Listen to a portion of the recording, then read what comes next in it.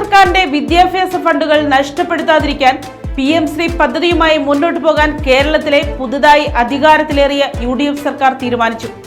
മുൻ LDF സർക്കാരിന്റെ കാലത്ത് ഒപ്പുവെച്ച ധാരണാപത്രത്തിൽ നിന്ന് നിയമപരമായും പ്രായോഗികമായും പിന്മാറാൻ കഴിയില്ലെന്ന് ചൂണ്ടിക്കാട്ടിയാണ് UDFന്റെ ഈ പുതിയ നിലപാട്.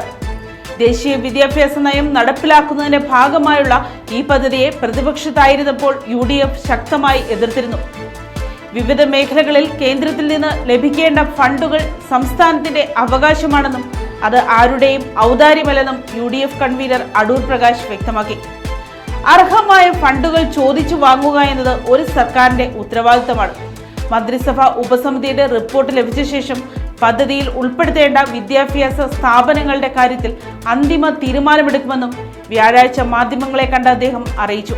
അതേസമയം പദ്ധതി നടപ്പിലാക്കുമ്പോഴും സംസ്ഥാനത്തിന്റെ മതേതര മൂല്യങ്ങളിൽ യാതൊരു വിട്ടുവീഴ്ചയ്ക്കും സർക്കാർ തയ്യാറല്ലെന്ന് വിദ്യാഭ്യാസ മന്ത്രി N. ഷംസുദ്ദീൻ ഇന്ന് പ്രതികരിച്ചു.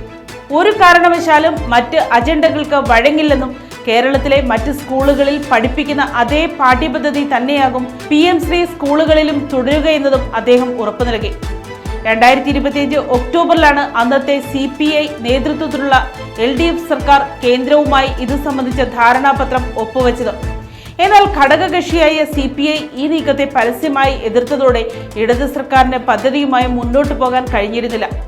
പാഠ്യപദ്ധതി നിശ്ചയിക്കാനുള്ള സംസ്ഥാനത്തിന്റെ സ്വാതന്ത്ര്യത്തിൽ കേന്ദ്രം ഇടപെടരുതെന്നും പദ്ധതിക്കുള്ള സ്കൂളുകളെ തിരഞ്ഞെടുക്കാനുള്ള പൂർണ്ണാവകാശം സംസ്ഥാന സർക്കാരിൽ നിക്ഷിപ്തമായിരിക്കുമെന്നും മുഖ്യമന്ത്രി VD സതീശൻ നേരത്തെ തന്നെ വ്യക്തമാക്കിയിട്ടുണ്ട്.